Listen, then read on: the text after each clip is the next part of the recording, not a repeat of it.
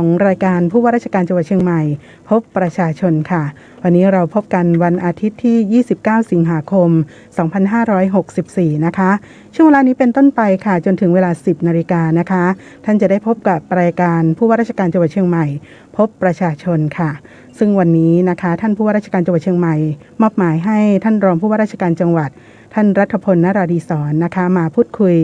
กับท่านผู้ฟังค่ะในเรื่องของสถานการณ์ด้านการท่องเที่ยวของจังหวัดเชียงใหม่และเรื่องของการบริหารจัดการวัคซีนในจังหวัดเชียงใหม่และมีผอ.พวงทองศรีวิไลผู้อำนวยการโรงเรียนศรีสังวาลเชียงใหม่นะคะที่จะมาพูดถึง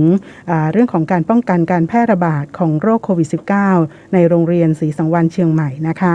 และคุณพันลบแซ่จิวค่ะประธานสภาอุตสาหกรรมท่องเที่ยวจังหวัดเชียงใหม่ก็จะมาพูดถึงเรื่องของการเปิดรับนักท่องเที่ยวต่างชาตินะคะชาร์มมิ่งเชียงใหม่นั่นเองค่ะในช่วงเวลาของรายการวันนี้ก็จะได้ติดตามเรื่องราวต่างๆเหล่านี้นะคะซึ่งช่วงเวลาของรายการผู้ว่าราชการจังหวัดเชียงใหม่พบประชาชนเป็นความร่วมมือของทางสำนักงานประชาสัมพันธ์จังหวัดเชียงใหม่และก็สถานีวิทยุกระจายเสียงแห่งประเทศไทยจังหวัดเชียงใหม่นะคะ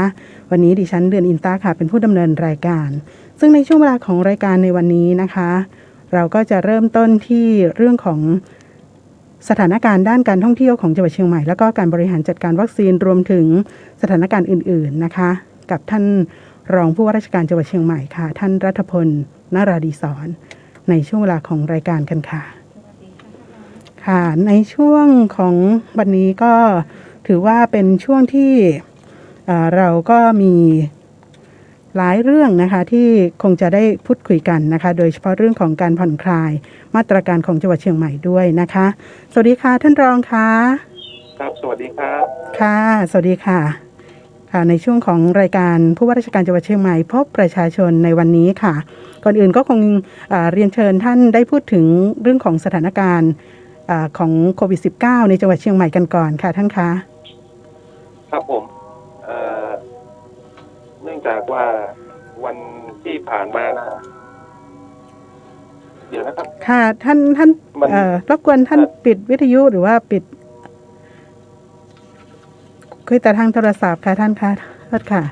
ครับโอเคนะครับค่ะยังเสียงจะกล้องนิดนึงค่ะ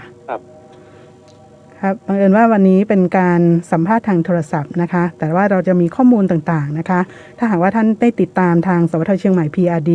ท่านก็จะได้รับทราบข้อมูลแล้วก็มีภาพประกอบด้วยนะคะ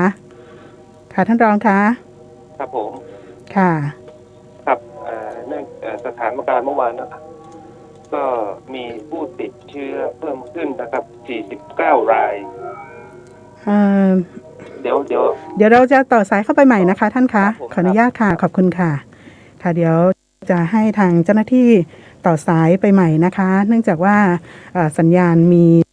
าณรบกวนนิดนึงนะคะค่ะในช่วงเวลาของรายการผู้ว่าราชการจังหวัดเชียงใหม่พบประชาชนค่ะซึ่งในช่วงเวลานี้ค่ะก็เป็นช่วงที่เรากำลังจะพูดคุยกับทางท่านรองผู้ว่าราชการจังหวัดเชียงใหม่ท่านรัฐพล นราดีศรนะคะเกี่ยวกับสถานการณ์ด้านโควิด -19 การป้องกันโควิด -19 ของจังหวัดเชียงใหม่การบริหารจัดการวัคซีนแล้วก็รวมถึงสถานการณ์ด้านการท่องเที่ยวของจังหวัดเชียงใหม่กันด้วยค่ะสวัสดีค่ะท่านรองค่ะครับสวัสดีครับชัดเจนแล้วค่ะครับผมค่ะ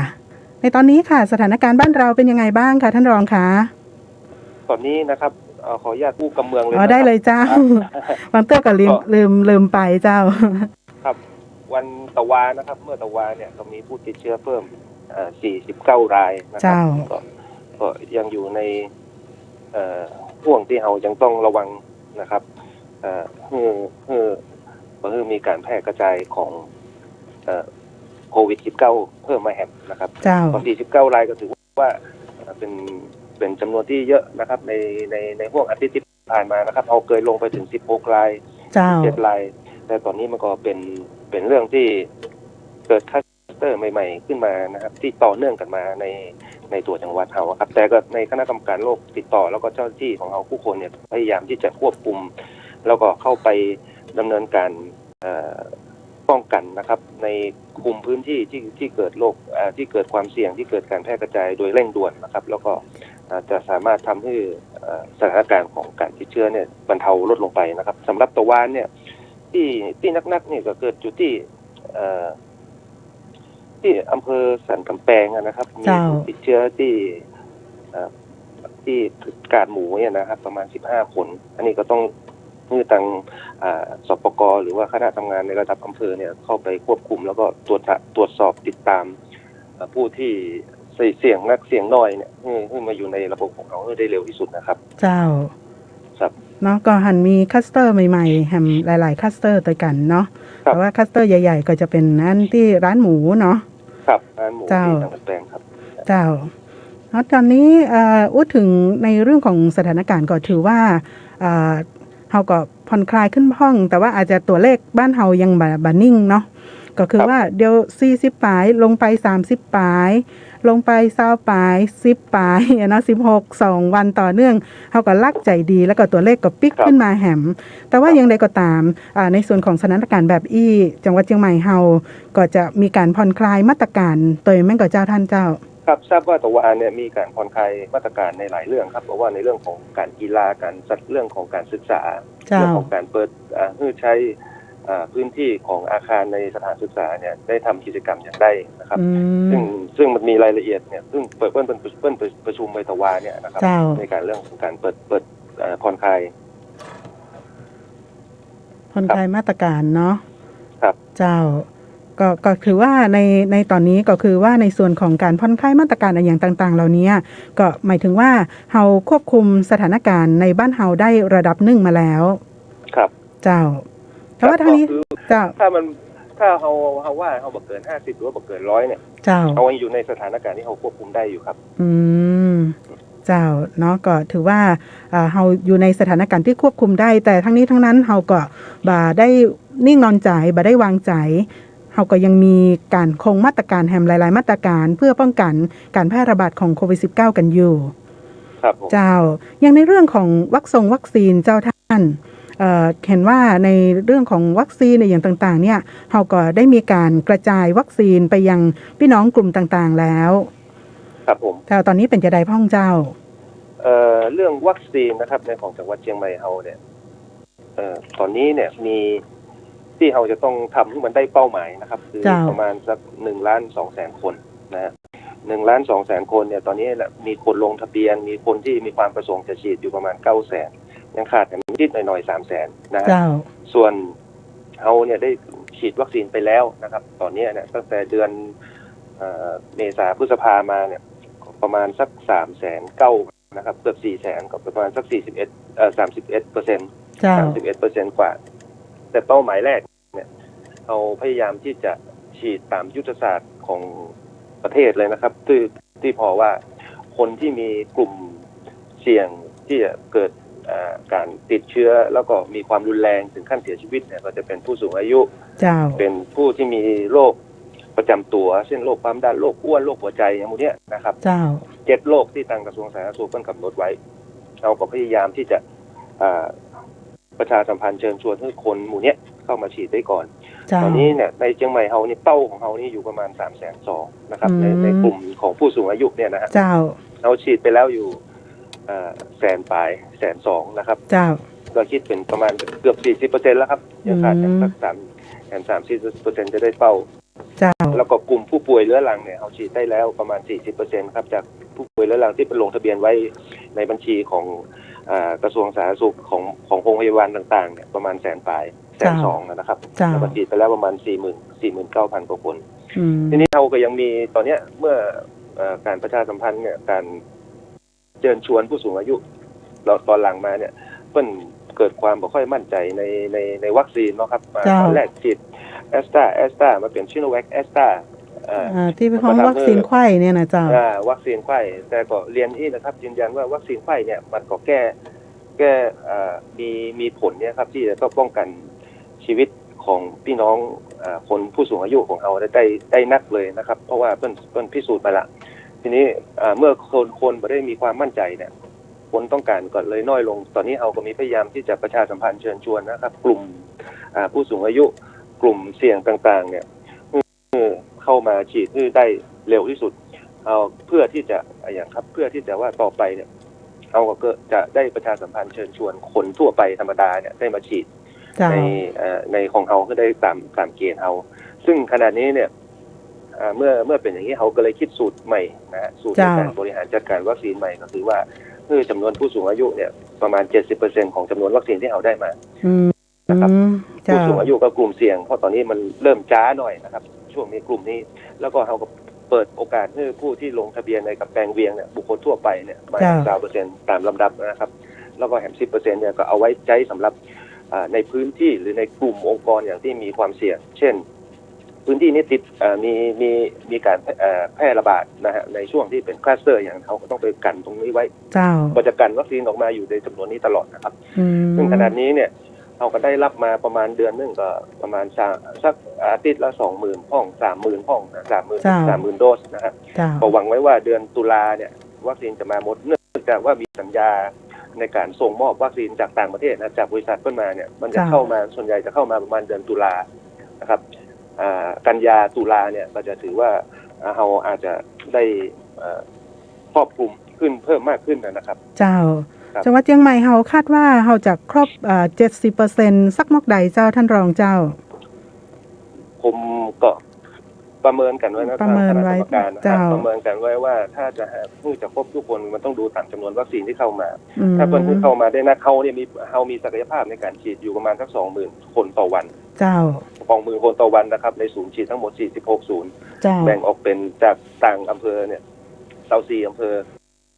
ก็อำเภอละ2ศูนย์นะครับแล้วก็ในอำเภอเมืองเนี่ยเขาจัดนักหน่อยประมาณ20 กว่าแห่ง20 กว่าศูนย์ก็ถือว่าถ้าหากวัคซีนเข้ามาเพิ่มมากขึ้นเมื่อใดเนี่ยเขาก็จะจัดสรรแล้วก็จะให้บริการกับพี่น้องประชาชนทั่วไปเนี่ยได้เร็วมากขึ้นเท่านั้นครับประมาณเดือนพฤศจิกาเนี่ยครับผมว่านะฮะถ้าดูประเมินตอนนี้นะครับถ้าดูว่ากันยามาเท่าใดตุลามาเท่าใดเราก็จะประเมินได้เขาก็ต้องประเมินกันเป็นระยะเนาะเจ้าในเรื่องของการบริหารจัดการวัคซีนซึ่งแน่นอนว่าเป็นการเสริมภูมิคุ้มกัน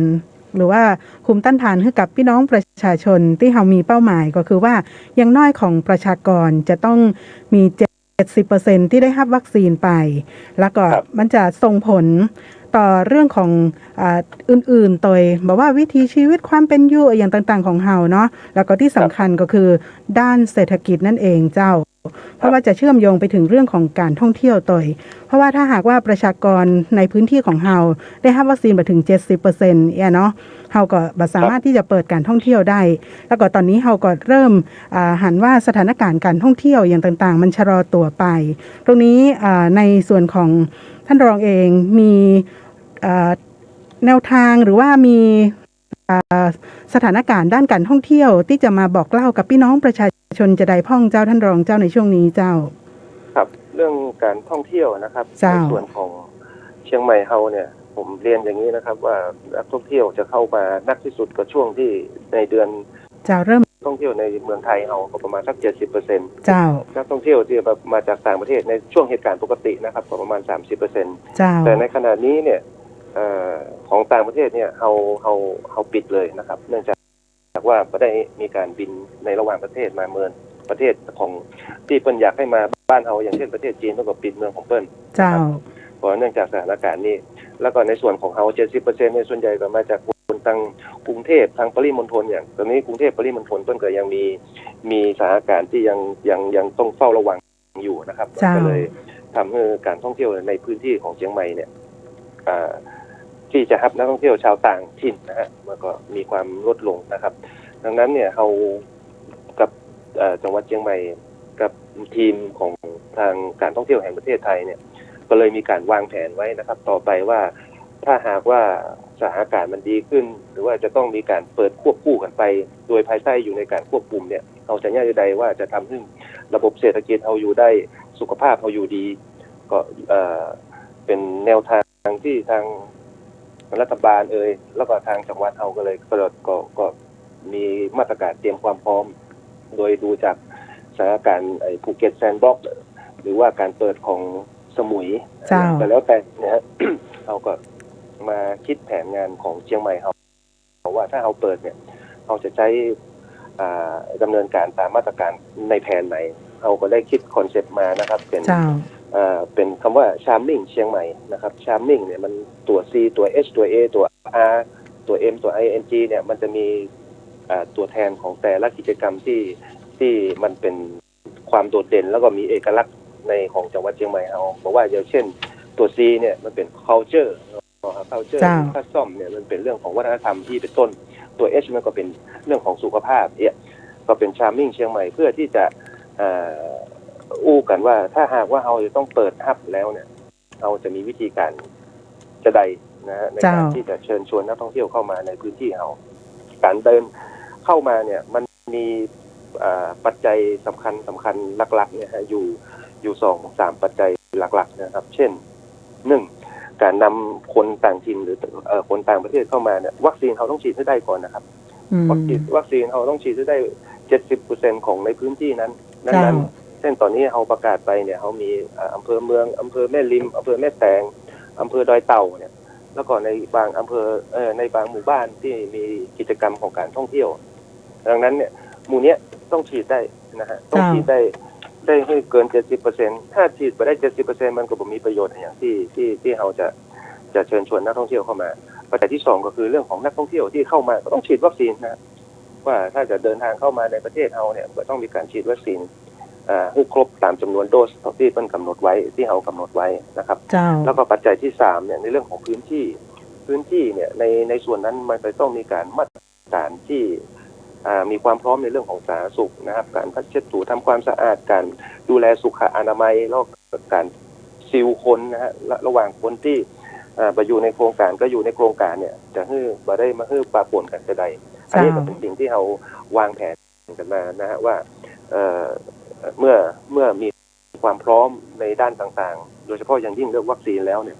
เราก็จะมีการเปิดนะฮะเมืองเชียงใหม่ตอนแรกก็วางแผนกันไว้ว่าประมาณสักวันที่1 ตุลาครับ1 ตุลาเนี่ยก็เปิดไปก่อนนะฮะเปิดไปแต่เพียงแต่ว่ามันต้องเข้าหลักเกณฑ์นะครับถ้าเข้าหลักเกณฑ์เราก็ต้องขยายไปเรื่อยๆอย่างนี้ครับเจ้าแต่ว่าขยายนั้นเริ่มต้นนี่เราจะนำร่อง4 อำเภอนะเจ้าท่านรองเนาะครับ4 อำเภอเจ้าก็ถือว่าตรงนี้เราเตรียมความพร้อมไว้ละที่จริงเราเตรียมความพร้อมไว้ตั้งแต่1 สิงหาแล้วเนาะที่ว่าถ้าสมมุติว่าเราพร้อมเราจะเปิดแต่ว่าด้วยสถานการณ์ระลอกใหม่เดือนกรกฎาคมย่าฮือเราต้องชะลอไปแหมนะเจ้าครับเราเตรียมมาหลายรอบแล้วครับตั้งแต่พร้อมกับภูเก็ตพอตอนภูเก็ตปุ๊บของเราเจอคลัสเตอร์ใหญ่ๆซึ่งคนติดตอนนั้นนักนะเราก็เลยต้องพักลงไปพอมาแหมแต่ขณะนี้เนี่ยเราต้องพร้อมไว้ก่อนนะครับถ้าเกิดว่าสถานการณ์มันดีขึ้นเนี่ยมันต้องพี่น้องประชาชนคนเชียงใหม่เนี่ยในที่จะต้องทำมาหากินก็ต้องทำมาหากินได้โดยพึ่งพาในเรื่องของการท่องเที่ยวนะครับเจ้าท่านบอกว่าแล้วของละออนนี่เราจะมีโอกาสได้ฉีดวัคซีนให้ละออนกันก็หรือว่าจะมากได้อย่างเงี้ยเจ้าตอนนี้ต้องดูในเรื่องของประเภทของวัคซีนนะครับที่ต้องฉีดให้ละออนตอนนี้เห็นว่าไฟเซอร์นะฮะไฟเซอร์เป็นให้ฉีดให้ละออนได้แต่อันนี้ผมยังไม่ได้รับข้อมูลข่าวสารที่แน่นอนแต่มีแนวโน้มนะครับว่าต่อไปเนี่ยเมื่อทางกระทรวงสาธารณสุขได้กำหนดว่าให้ฉีดให้ได้ในเด็กที่อายุ12 ปีขึ้นไปเนี่ยก็จะสามารถจะพยายามจะทำให้ได้เพราะว่าตอนนี้เนี่ยโรงเรียนก็ปิดประเมินเนาะครับลูกผมก็ไม่ได้ไปเรียนหนังสือเรื่องของการเรียนในผ่านระบบออนไลน์เนี่ยมันก็ยังสามารถให้เราออนเนี่ยได้มีความตั้งใจในการเรียนนะครับดังนั้นเนี่ยผมก็อยากให้มันมีการเปิดการเรียนการสอนดังนั้นละอ่อนนะครับที่จะต้องไปเรียนโดยเฉพาะอย่างยิ่งในชั้นมัธยมเนี่ยจะต้องสอบเข้ามหาวิทยาลัยจะต้องอย่างมันมีอย่างที่จะทำต่อไปเรื่อยๆอย่างเงี้ยก็จะต้องฉีดที่ได้แล้วเสร็จนะครับแล้วก็จะต้องให้เพื่อนได้มีการเรียนการสอนโดยเร็วนะครับแต่ขณะนี้เนี่ยยังไม่มีแนวทางที่ในของจังหวัดเชียงใหม่เราก็พยายามขอไปเหมือนกันนะครับว่าขอให้ละอ่อนในห้องเรียนได้ก่อนเนี่ยก็ขอให้เพื่อนพิจารณาให้เขาหน่อยเพื่อนก็อยู่ในระหว่างการพิจารณายังอยู่ในระหว่างการพิจารณาเนาะสำหรับท่านผู้ฟังที่สอบถามมานะเจ้าเนาะก็ต้องขอบพระคุณเจ้าท่านรองผู้ว่าราชการจังหวัดเชียงใหม่ซึ่งเราก็ได้รับทราบถึงเรื่องของสถานการณ์การท่องเที่ยวแล้วก็เชื่อมโยงถึงเรื่องของอื่นๆโดยการบริหารจัดการวัคซีนแล้วก็รวมถึงสถานการณ์ของการแพร่ระบาดโควิด -19 ในพื้นที่ของเราในโอกาสนี้ต้องเจ้าผ ผมฝากประชาสัมพันธ์สักเรื่อง2เรื่องได้ไหม ได้เลยเจ้า เรื่องการฉีดวัคซีนนะครับตอนนี้เนี่ยเรามีการจัดแคมเปญฉีดวัคซีนอยู่2เรื่องนะครับอันแรกก็คือสำหรับหญิงตั้งครรภ์นะตั้งแต่อายุมีอายุครรภ์ตั้งแต่12สัปดาห์ขึ้นไปนะครับเจ้าสามารถเดิน walk in เข้าไปขอรับการฉีดในโรงพยาบาลทุกแห่งนะครับหรือโรงพยาบาลที่เราฝากครรภ์ไว้จนถึงวันที่17กันยานะครับแต่หญิงตั้งครรภ์เนี่ยมันจะมีรายละเอียดเพิ่มเติมขึ้นมาที่จะไปฉีดตามศูนย์ต่างๆพอได้เนี่ยก็เนื่องจากว่ามันจะต้องมีการตรวจสุขภาพนะครับมีการประเมินสุขภาพในทารกในครรภ์ก่อนการฉีดเจ้าแล้วสำคัญนะครับสามีหรือผู้ติดตามเนี่ยจะได้รับสิทธิพิเศษในการฉีดวัคซีนเพิ่มแถม1คนก็คือซื้อ1แถม1นะครับก็ฝากประชาสัมพันธ์เลยนะครับถ้าใครเป็นสามีได้รับทราบข่าวนี้ภรรยากำลังตั้งครรภ์อยู่ก็เรียนเชิญนะครับไปฉีดตามโรงพยาบาลทุกแห่งได้แล้วก็หรือโรงพยาบาลที่เราฝากครรภ์ไว้แคมเปญหนึ่งนะครับในเรื่องของการฉีดวัคซีนเพื่อเขาว่าของคุณเป็นของวัคซีนตุ้ยนุ้ยสำหรับคนอ้วนนะจ๊ะอ้วนนะครับที่มีดัชนีมวลกายเกิน30หรือผู้ชายเฮาเนี่ยหนัก90กิโลกรัมขึ้นไปหรือผู้หญิงหนัก70กิโลกรัมขึ้นไปเนี่ยสามารถ walk in เข้าไปเลยนะครับรับการฉีดได้ที่หน่วยฉีดของอำเภอนะฮะทุกอำเภอทุกหน่วยเลยนะจ๊ะทุกหน่วยครับทุกหน่วยที่เปิดนะครับในของอำเภอในห่วงระหว่างเวลา 8 โมงถึงบ่าย 3นะครับจนถึงวันที่25กันยายนนี้นะครับ25กันยายนก็คือเดือนหน้าเนาะแถมอันหนึ่งเรื่องการที่คนเฮาเชียงใหม่เฮาเนี่ยหรือว่าคนที่อื่นที่ไปฉีดเข็ม1นะครับมาจากศูนย์ฉีดอื่นๆเช่นศูนย์ฉีดสถานีการบางซื่อนะครับที่มีชื่ออยู่ในทะเบียนประเทศได้ย้ายทะเบียนบ้านมาแต่มันไปโชว์ในระบบของเฮาเนี่ยเป็นหลายคนนะครับแล้วก็ศูนย์ฉีดอื่นๆในกรุงเทพและต่างจังหวัดถ้ามีความประสงค์นะฮะจะเข้ารับการฉีดเข็มที่2ในจังหวัดเชียงใหม่ก็ขอแจ้งนะครับความประสงค์พร้อมใบหลักฐานนักฉีดวัคซีนเข็มที่2เนี่ยได้ที่โรงพยาบาลประจำอำเภอทุกอำเภอที่ท่านมีภูมิลำเนาอยู่นะครับในส่วนของอำเภอเมืองเนี่ยขอแจ้งความประสงค์ได้ที่โรงพยาบาลนครพิงค์โรงพยาบาลมหาราชนครเชียงใหม่โรงพยาบาลสวนปรุงแล้วก็โรงพยาบาลแม่และเด็กนะครับแต่ขอแจ้งความประสงค์ล่วงหน้าอย่างน้อย2สัปดาห์นะครับเพื่อเราได้เตรียมวัคซีนแล้วก็จะได้ติดต่อแจ้งท่านกับว่าวันเวลาแล้วก็สถานที่ฉีดเนี่ยเอาไปฉีดที่ไหนนะครับก็ฝากประชาสัมพันธ์อยู่3เรื่องนะครับเจ้าขอบพระคุณท่านรองผู้ว่าราชการจังหวัดเชียงใหม่เจ้าท่านรองรัฐพล นราดีศรขอบพระคุณเจ้าครับสวัสดีเจ้าสวัสดีครับท่านรองรัฐพล นราดีศรนะเจ้ารองผู้ว่าราชการจังหวัดเชียงใหม่เนาะก็ได้อู้หลายเรื่องเลยนะเจ้าแล้วก็สุดท้ายก็คือฝากความห่วงใยถึงกลุ่มเสี่ยงนะเจ้าที่ต้องได้รับการเข้ารับวัคซีนนะเจ้าดังนั้นเนาะตอนนี้ก็มีการเปิดโอกาสให้กับหญิงตั้งครรภ์ที่มีอายุครรภ์12 เดือนขึ้น12 สัปดาห์สุมาเตอร์12 สัปดาห์ขึ้นไปนะเจ้าได้รับการฉีดวัคซีนเนาะแล้วก็นอกจากนั้นคือกลุ่มของคนที่เป็นคนที่มีน้ำหนักตัวนะเจ้าที่จัดอยู่ในกลุ่มคนอ้วนนี่นะเจ้าก็คือถ้าเป็นป้าจ่ายบัดเดียวเปิ้ลปรับอยู่ที่90 กิโลกรัมขึ้นไปนะเจ้าน้ำหนัก90 กิโลกรัมขึ้นไปถ้าเป็นไม่ยิงนะเจ้าก็น้ำหนักตัว70 กิโลกรัมขึ้นไปหรือว่าดัชนีมวลกายเนี่ยเกิน30อย่างเงี้ยเนาะซึ่งก็ถือว่าในส่วนนี้นะเจ้าก็เป็นแคมเปญพิเศษของจังหวัดเชียงใหม่ที่จะให้ได้รับวัคซีนนะเจ้า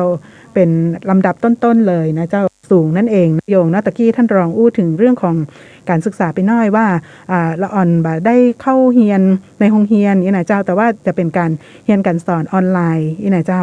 แล้วก็มีแห่งสถานศึกษาหนึ่งนะเจ้านั่นก็คือที่โรงเรียนสีสังวานเชียงใหม่ซึ่งที่นี่นะเจ้าก็มีละอ่อนหลายกลุ่มด้วยกันนะเจ้าแล้วก็เป็นละอ่อนในกลุ่มเปราะบางตัวอย่างเงี้ยเนาะเดี๋ยวเราจะอู้กับท่านผู้อำนวยการโรงเรียนสีสังวานเชียงใหม่คุณพวงทองศรีวิไลนะเจ้าเกี่ยวกับเรื่องนี้กันเจ้าสวัสดีเจ้าท่านผอ.เจ้าสวัสดีเจ้าน้องเจ้าเชียงใหม่เจ้าเนาะก็อู้ถึงเรื่องนี้เนาะก็เป็นที่น่าสนใจนะเจ้าเกี่ยวกับการจัดการเรียนการสอนของโรงเรียนสีสังวานก่อนอื่นเนี่ยคงจะรบกวนท่านผอ.ได้อู้ถึงโรงเรียนสักน้อยนึงว่าสภาพหรือว่าการบริหารจัดการการเรียนการสอนเป็นจะได้เจ้าก่อนอื่นก็จะขออธิบายเรื่องโรงเรียนน้อยเนาะโรงเรียนเป็นโรงเรียนประจำจ้ะแล้วก็เป็นโรงเรียน สำหรับละออนพิการที่มีความบกพร่องทางร่างกายหรือการเคลื่อนไหวหรือสุขภาพเจ้าซึ่งละออนจะมีปัญหาในสุขภาพอยู่แล้วแล้วก็ภูมิต้านทานต่ำอยู่แล้วเจ้าทีนี้ละออนของเขาก็มาจากทั่วประเทศกับมาเรียนที่เนี้ยประมาณ300 คนมาจากทั่วประเทศเลยกะเจ้าไก่ชุกมาจากสตูลนครศรีธรรมราชภูเก็ตอย่างเงี้ยค่ะเจ้าด้วยบริบทของละออนเนี่ยซึ่งเป็นกลุ่มเปราะบางที่ถ้าสมมติว่ามีสักคนหนึ่งที่นึงก็คือหมายถึงชีวิตเลยแต่เพราะละออนเขานอกจากจะมีปัญหาสุขภาพแล้วก็เรื่องปอดเรื่องอย่างเขาก็มีปัญหาด้วยอะค่ะเจ้าเพราะว่าอันดับที่หนึ่งก็คือเรื่องสุขภาพของเขาเนาะถ้าว่ามีใครที่จะเข้ามาบอกว่าคุณครูหรือบุคลากรหรือว่าอะไรอย่างเนี้ยเขากลัวว่าหมายถึงชีวิตของละออนเนาะเจ้าเนี่ยค่ะก็เลยเป็นที่มาของว่าทำไมเขาถึงเข้มข้นมากในการที่จะควบคุมบุคลากรเข้ามาเนี่ยเจ้าเจ้า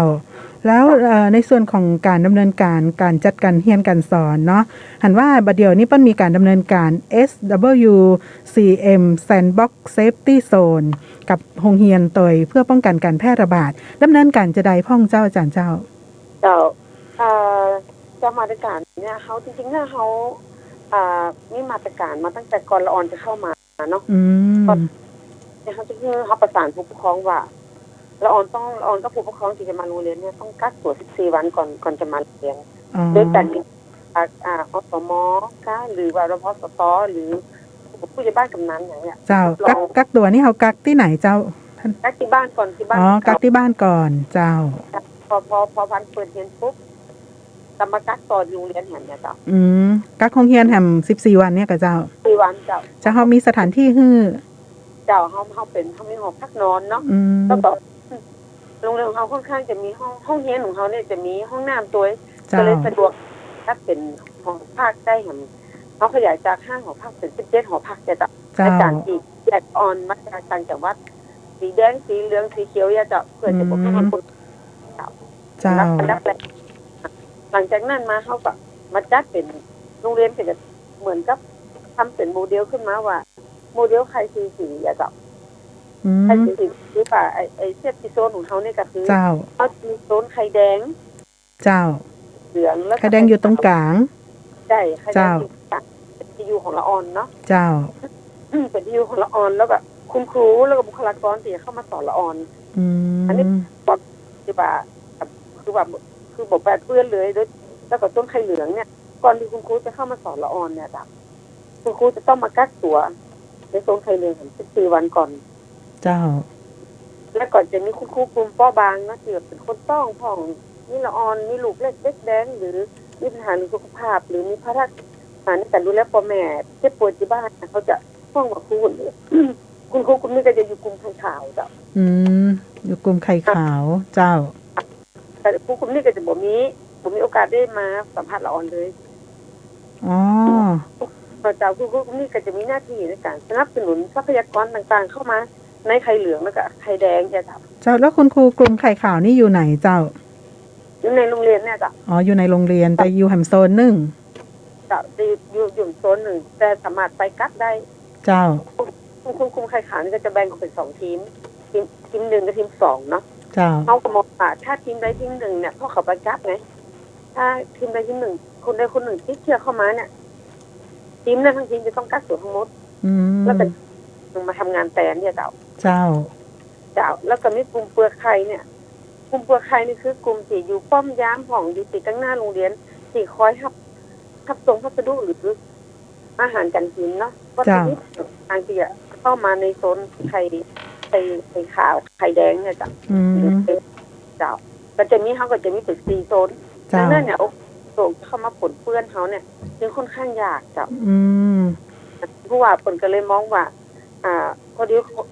ผู้เดียวของเขาเนี่ยได้ผ่านขั้นการควบคุมโรคโดยผู้ว่าก็วิธีการเนี่ยปลอดภัยมากๆที่โรงเรียนอื่นๆโดยเฉพาะโรงเรียนกินนอนในโรงเรียนพักนอนจะสามารถที่จะนำไปประยุกต์ใช้กับบริบทของตัวเก่าได้หรือแม้แต่โรงงานต่างๆที่มีพนักงานนักๆเนี่ยก็สามารถเอาไปเป็นตัวอย่างหรือเอาไปปรับใช้เพื่อที่1ก็คือโรงงานก็มีรายได้ปกติเนาะพนักงานก็ยังมีงานทำปกติอย่าเจ้าผู้ว่าเป็นกระมองเห็นสิจ้ะเนาะก็สามารถ ที่จะถ้าเป็นโรงเรียนต่างๆที่เป็นโรงเรียนกินนอนก็สามารถที่จะนำเหมือนกับโมเดลเนาะของทางโรงเรียนศรีสังวาลไปประยุกต์ใช้ได้นะเจ้าแล้วทีนี้ก็ตอนนี้การศึกษาทุกเนี่ยเปิดขยายไปโรงเรียนทั่วไปโดยแต่ว่าโรงเรียนทั่วไปค่อนข้างจะทำยากเนาะเพราะว่าบ่มีที่พักบ่มีอย่างที่ละอ่อนเนี่ยเจ้าเปิดเลยใจวิธีว่าถ้าใครจะเข้ามาถ้าใครจะเปิดโรงเรียนเนี่ยจะต้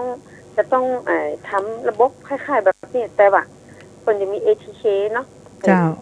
ตรวจตัวก่อนที่จะเข้ามาหาละอ่อนหรือว่าละอ่อนที่จะเข้ามาเรียนเนี่ยก็จะผ่านการตรวจ ATK เนี่ยทุกคนเนี่ยแล้วก็จะแบ่งกันมาเป็นรอบเป็นรุ่นอย่างเงี้ยเจ้า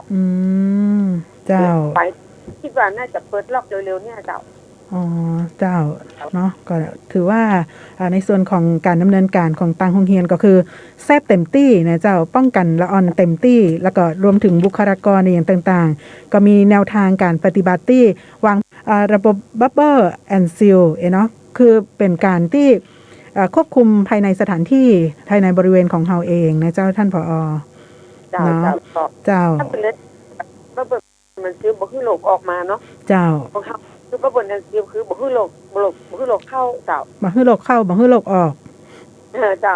เฮาคือของเฮานี่คือบ่มีใครติดเจ้าทุกคนปลอดภัยหมดเจ้าสุดท้ายนี้ท่านผอ.มีอย่างที่อยากจะฝากถึงพี่น้องประชาชนพ่องเจ้าเจิญเจ้าก็ฝากถึงพี่น้องประชาชนเนาะช่วงนี้เขาก็จังใหม่เขาก็ขึ้นมาเห็นบ่เนาะตอนแรกก็ว่าลงไปจัดหน้าไปถึง16ละเนาะโดยเฉพาะคุณพ่อคุณแม่พวกของนักเรียนเนาะเจ้าเรียนหนังสือก็ยังว่าเนาะใช้วิธีออนไลน์ออนแฮนด์กับมันก็ได้ผลน้อย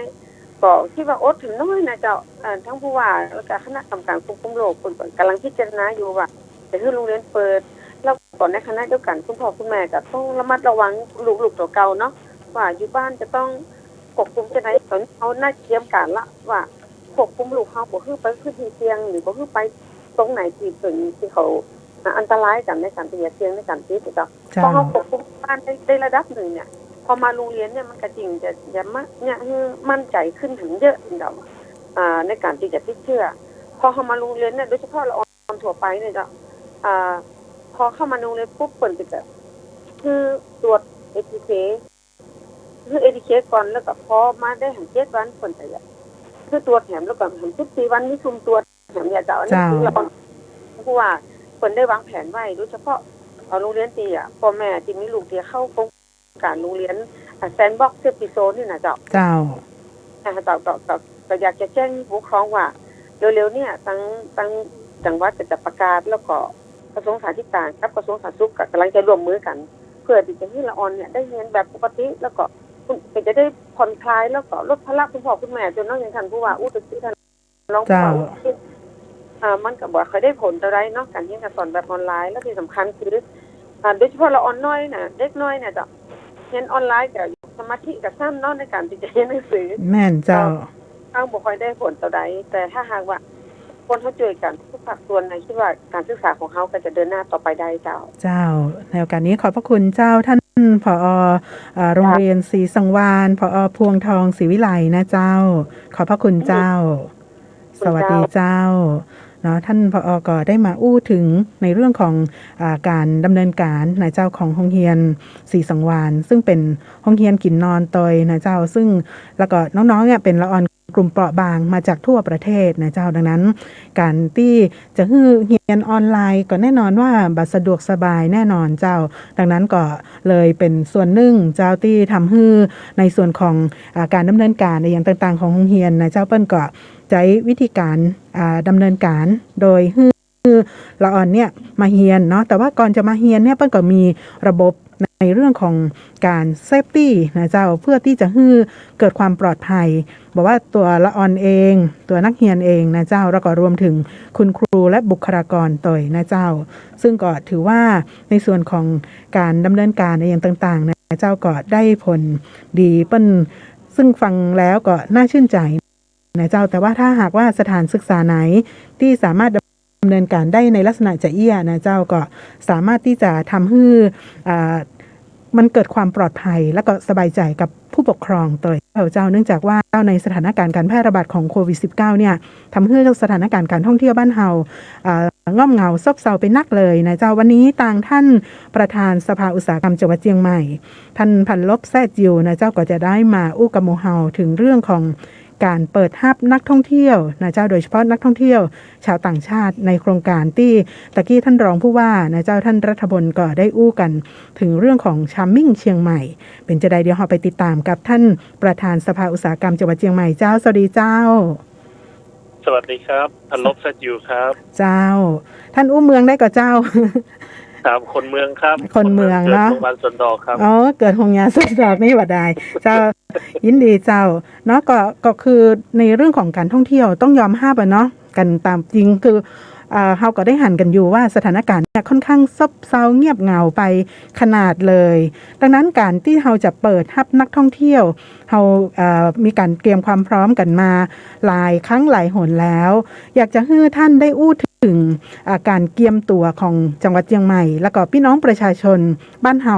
จะมีส่วนในการที่จะร่วมดำเนินการตรงนี้จะได้เจ้าเจิญท่านพันลบเลยเจ้าครับผมก็ต้องเรียนตรงๆครับว่าการท่องเที่ยวได้รับผลกระทบตั้งแต่เดือนกุมภาพันธ์นะครับ2563ตอนนี้เรียกว่าเราเข้ามาเดือน1ปีกับ8เดือนแล้วนะครับที่ได้รับผลกระทบทางตรงนะครับแล้วก็ผู้ประกอบการกว่า 20,000 ครอบครัวแล้วก็ผู้ประกอบการที่เกี่ยวเนื่องกว่าแสนครอบครัวเนี่ยคิดว่าตอนนี้เนี่ยทุกคนก็ได้รับผลของโควิด -19 เนี่ยทำให้นักท่องเที่ยวเนี่ยหายไปเรียกว่าเป็นศูนย์นะครับสำหรับนักท่องเที่ยวชาวต่างประเทศส่วนคนไทยเนี่ยตั้งแต่เดือนมกราคม64มาเนี่ยก็เรียกว่าวันหนึ่งแทบจะไม่มีคนเข้ามาในบ้านเฮาเลยถ้าเข้ามาก็น้อยมากเพราะฉะนั้นก็ต้องบอกว่าสิ่งที่มันเกิดขึ้นเนี่ยมันหนักหนาสาหัสสำหรับภาคบริการท่องเที่ยวมากซึ่งจริงๆภาคบริการเนี่ยก็เป็นกลไกหลักในฟันเฟืองในการที่พาดึงคนเข้ามาได้นักการท่องเที่ยวอาจจะได้รับผลทางตรงแค่10 บาทแต่ว่าผลทางอ้อมเนี่ยมันจะโยงไปถึงกระบวนห่วงโซ่ไปจนถึงเกษตรไปจนถึงต้นน้ำกลางน้ำปลายน้ำถึงร้านอาหารถึงเกษตรถึงแหล่งชุมชนท่องเที่ยวชุมชนต่างๆเนี่ยมันก็จะได้อานิสงส์ต่อเนื่องกันหมดนะครับเพราะฉะนั้นมันจึงเป็นสิ่งที่เฮาก็มีการพูดจากับทางคณะกรรมการควบคุมโรคซึ่งมีผู้ว่าราชการจังหวัดเป็นประธานแล้วก็ทางสาธารณสุขนะครับแล้วก็พอมีการพูดจากันทางผู้ว่าท่านก็เมตตาเพราะว่าท่านก็มองว่าเศรษฐกิจก็สำคัญสุขภาพก็สำคัญจะหาจุดลงตัวได้จะใดก็เรื่องมีการพูดจากันแล้วก็หลังจากที่ประเทศมีโครงการที่ทดลองแซนด์บ็อกซ์ที่ภูเก็ตก็หันว่าโอกาสมันเป็นไปได้ภูเก็ตประสบความสำเร็จได้แค่ไหนก็กำลังถอดบทเรียนกันอยู่แต่ละถ้าเชียงใหม่ต้องยอมรับความจริงว่าสุดท้ายแล้วเราจะอยู่แบบจะไปแหม5 ปี 10 ปีหรือเปล่าหรือสุดท้ายวันหนึ่งเราก็ต้องเดินทางไปสู่การที่เปิดประเทศแล้วถ้าเรารู้ว่าอนาคตปลายทางบอกว่าจะ1 ปี 2 ปี 3 ปีจากนี้มันจะต้องมีการนำมาซึ่งการเดินทางค้าขายเปิดประเทศเพราะว่าถ้าบางอันเนี่ยระบบมันจะล้มพังไปเป็นโดมิโนทั้งกระบวนเกือบทั้งหมดเนี่ยก็เลยจำเป็นที่จะต้องหาแนวทางศึกษาเพื่อจะหาความเป็นไปได้แล้วก็จำเป็นที่จะต้องวางแผนในการเดินหน้าต่อไปเพื่อจะทำให้ปากท้องของพี่น้องประชาชนในส่วนภาคบริการก็ดีในภาคที่เกี่ยวข้องกับการเชื่อมโยงการบริการก็ดี2 แถวตุ๊กพ่อค้าแม่ค้าถนนคนเดินพ่อค้าแม่ค้าในบาซ่าการพนักงานโรงแรมร้านอาหารแม้กระทั่งเชื่อมโยงไปถึงนวดสปาแล้วก็สินค้าเกษตรเอาก็จำเป็นที่จะต้องดูแลทั้งหมดซึ่งทั้งหมดนี้เอามาอยู่ในโครงการเชียงใหม่ชาร์มมิ่งเชียงใหม่หรือเสน่ห์เชียงใหม่ครับผมเนาะ แต่ก่อนนี้เราจะใจกับว่าเชียงใหม่แซนด์บ็อกซ์เนาะแต่ว่าตอนนี้เราเปลี่ยนเป็นชาร์มมิ่งเชียงใหม่นะเจ้าเสน่ห์เชียงใหม่ซึ่งเสน่ห์บ้านเฮานี่ต้องบอกว่านักแต่เลย ทีนี้เรามาอู้กันถึงในส่วนของชาร์มมิ่งเชียงใหม่เจ้าว่ารูปร่างการวางแนวทางการดำเนินการรูปแบบอย่างต่างๆจะเป็นจะใดเจ้าท่านประธานสภาอุตสาหกรรมท่องเที่ยวเจ้าโครงการชาร์มมิ่งเชียงใหม่เนี่ยท่านผู้ทรงคุณวุฒินะครับท่านณรงค์ ตนานุวัฒน์ซึ่งท่านเป็นกรมศุลกิตติมศักดิ์แห่งรัฐเบลเยียมเนี่ยท่านก็ไปถอดรหัสว่าเรามีของดีอย่างพ้องแต่ละตัวนะครับทั้งวัฒนธรรมทั้งด้านสุขภาพทั้งด้านกิจกรรมออกไปแอลไปเล่นเสร็จเรียบร้อยเนี่ยก็จะถูกร้อยเรียงมาเป็นตัวอักษรชาร์มมิ่งเชียงใหม่ที่เฮาฮู้ที่ฮู้ไปตะกี้นะครับส่วนแผนงานในการปฏิบัติงานเนี่ยเฮาก็จะมี1ก็คือแผนที่จะพัฒนาพื้นที่รองรับนักท่องเที่ยวในอนาคตนะครับในแผนรองรับนักท่องเที่ยวเนี่ยเฮาก็จะต้องมาถอดบทเรียนจากภูเก็ตแล้วก็มาดูว่าโซนไหนประชาชนในพื้นที่เปิ้นขานรับซึ่งท่านผู้ว่าก็ประกาศออกไปคือ25อำเภอว่าในเขตพื้นที่ไหนที่แสดงเจตจำนงว่ามีความพร้อมและมีขนาดเศรษฐกิจที่พึ่งพาในเบื้องต้นก็จะมีแจ้งความจำนงมาจากท่านในอำเภอใน3อำเภอก่อนตอนแรกเป็นแม่ริมแม่แตงแล้วก็ดอยเต่าแล้วก็มาเพิ่มภายหลังก็คืออำเภอเมืองจังหวัดเชียงใหม่เนื่องด้วยเป็นใจกลางของศูนย์การในการเรียกว่าการบินเดินทางเข้ามานี่ก็จะเป็นด่านแรกเลยเนาะด่านแรกเพราะฉะนั้นก็จำเป็นที่จะต้องเข้ามาบริหารจัดการในอำเภอเมืองด้วยนะครับอันที่2ก็จะวางแผนในการเป็นแผนตั้งรับสถานการณ์ฉุกเฉินว่าถ้าเราจะทำโครงการชาร์มมิ่งเชียงใหม่ขึ้นมาเนี่ยอันอย่างพ้องคือดัชนีชี้วัดว่าเราอยู่ในระดับสีเขียวสีเหลืองสีแดงเข้มและเราจะปรับลดกิจกรรมเราจะปรับลดสถานการณ์ที่สอดคล้องไปกับภาพใหญ่ของสถานการณ์โควิดในจังหวัดและในประเทศอย่างไรอันนี้ก็จะมีแผนอยู่นะครับแล้วเราก็จะมาดูความพร้อมของพื้นที่ซึ่งเชียงใหม่ต้องบอกว่ามีความพร้อมของพื้นที่เป็นจุดแข็งของเราก็คือว่าเรามีโรงพยาบาลรัฐอยู่ประมาณ24โรงพยาบาลเอกชนอยู่11โรงพยาบาลแล้วก็โรงพยาบาลรัฐแต่ไม่ได้ขึ้นตรงกับสาธารณสุขอาจจะขึ้นตรงกับมหาวิทยาลัยนะครับแห่ง7โรงพยาบาลเรามีICU ที่รองรับในฝั่งโรงพยาบาลรัฐ66เตียงในห้องความดันลบ69ห้องมีห้องรับผู้ป่วยที่จะเป็นผู้ป่วยโรคติดเชื้อทางเดินหายใจเนี่ยแห่ง300เตียงและก็ยังมีห้องแยกเดียวที่มีโรงพยาบาลสนาม 2,770 เตียงสามารถที่จะเพิ่มได้นะครับแล้วก็มีฮอสพิทอลเนี่ยทางสาธารณสุขจังหวัดก็แจ้งว่าสามารถจัดการได้ประมาณ3แห่งถ้ามีการที่จะต้องทำแผนสำรองเพื่อจะรองรับการไปในขั้นตอนที่4ที่5ละขั้นตอนแรกก็คือเห็นชอบในฝั่งของผู้นำชุมชนในจังหวัดก่อนว่าผู้ประกอบการครับในพื้นที่เนี่ยมีการพูดกันว่ามีความต้องการพอมีความต้องการก็ทำแผนย่อยนำเสนอเสร็จเรียบร้อยสบสสบคก็เดี๋ยวเคาะมาว่ารับละว่าจังหวัดเอาอยู่ในแผนพออยู่ในแผนปุ๊บข้อดีคืออะไรอย่างข้อดีก็คือว่าการจัดสรรวัคซีนจังหวัดเฮาก็จะกลายเป็นจังหวัดที่ได้รับการกระจายตามจะกระจายวัคซีนตามแผนยุทธศาสตร์เนี่ยมาเพิ่มอีก1ข้อปกติแผนเพิ่นก็จะชี้ชื่อแผนวัคซีนเพิ่นก็จะมียุทธศาสตร์ชี้ชื่อเจ้าหน้าที่ด้านหน้า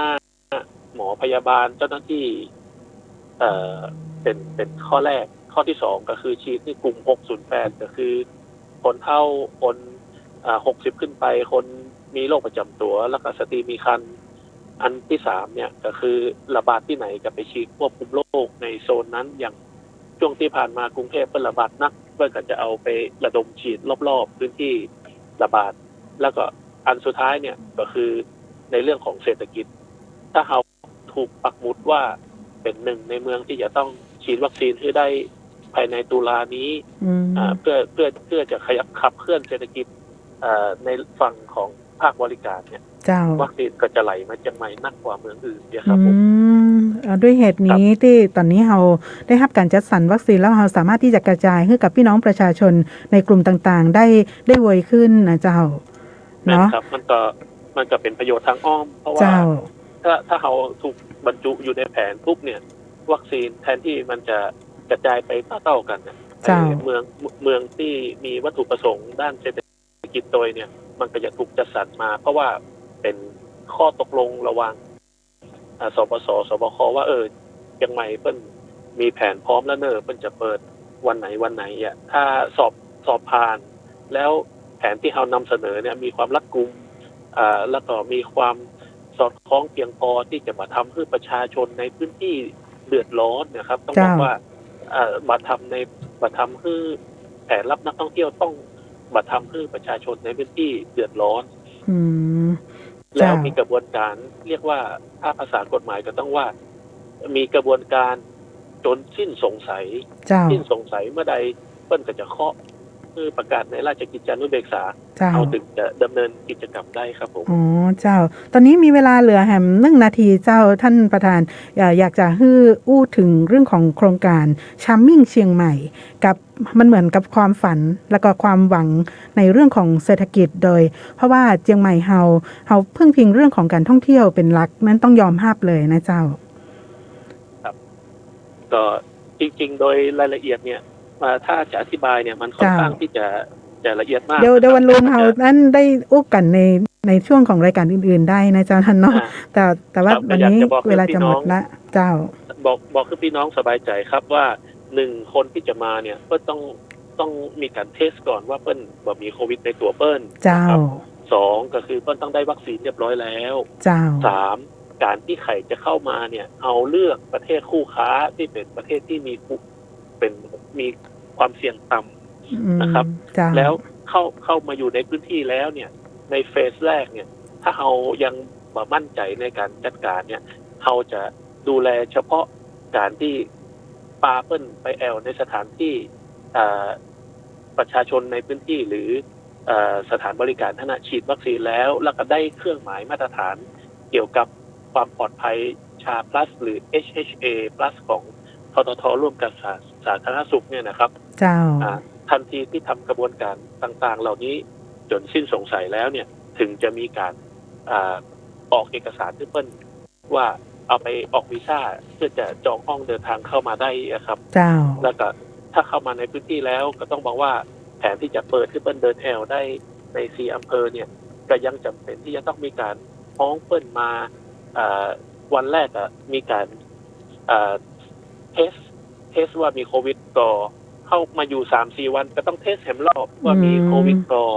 แล้วก็อยู่ไปได้10 กว่าวันก็ต้องเทสแหมกรรมว่ามีโควิดก่อครับหรือบางคณะเพื่อนอาจจะเข้ามาแค่ 4-5 วันแล้วก็ออกจากติ๊กไปต่างประเทศเลยหรือเพื่อนอาจจะไปยุ่งกับท่านเลยนักท่องเที่ยวบางกลุ่มอาจจะเข้ามาแล้วไปอยู่ในสนามกอล์ฟปกติกอล์ฟ 4-5 วันยังที่ได้รับการประสานมาก็จะมีสายการบินเกาหลีเนี่ยนะครับที่จะมาก็จะเข้าไปแล้วก็ไปอยู่ในสนามกอล์ฟเลยแล้วก็พอปิกมาแล้วก็ซื้อออกไปเลยครับเพราะฉะนั้นเขายืนยันว่าเขาจะพยายามทำให้รัดกุมและเล็งเห็นผลเรื่องความปลอดภัยของประชาชนเป็นอันดับแรกอันดับที่2ก็คือจะเชื่อมโยงประโยชน์ทางเศรษฐกิจเพื่อมาไปตรงกับพี่น้องประชาชนบ้านเฮาคือนักที่สุดเท่าที่เฮาจะสามารถเชื่อมโยงได้เพราะว่าเป็นโรงแรมแท็กซี่2 แถวร้านนวดร้านค้าของที่ระลึกทั้งหมดเนี่ยอยู่ในแผนที่ต้องรัดกุมเจ้าท่านเจ้าค่ะเจ้าต้องขอบพระคุณนักๆเลยเจ้าวันนี้สุมาเตยเนาะเวลาเฮาเสี่ยงแล้วนะเจ้าเนาะโอกาสต่อไปก็คงจะได้เรียนเชิญท่านมาอู้จากันในรายการของเฮากันใหม่นะเจ้าวันนี้ขอบพระคุณเจ้า ครับ เจ้าสวัสดีเจ้าคุณพันลบแซ่จิวนะเจ้าประธานสภาอุตสาหกรรมท่องเที่ยวจังหวัดเชียงใหม่และวันนี้รายการผู้ว่าราชการจังหวัดเชียงใหม่พบประชาชนต้องขอบพระคุณท่านรัฐพลนราดีศรรองผู้ว่าราชการจังหวัดเชียงใหม่ท่านผอ.พวงทองศรีวิไลผู้อำนวยการโรงเรียนศรีสังวาลเชียงใหม่ต่อยนะเจ้าขอบคุณทุกสถานีฮับสัญญาณขอบคุณทุกเพจนะเจ้าที่ร่วมฮับรายการของเฮานะเจ้าไปให้กับพี่น้องประชาชนได้ติดตามกันขอบคุณทางสำนักงานประชาสัมพันธ์จังหวัดเชียงใหม่ประสานงาน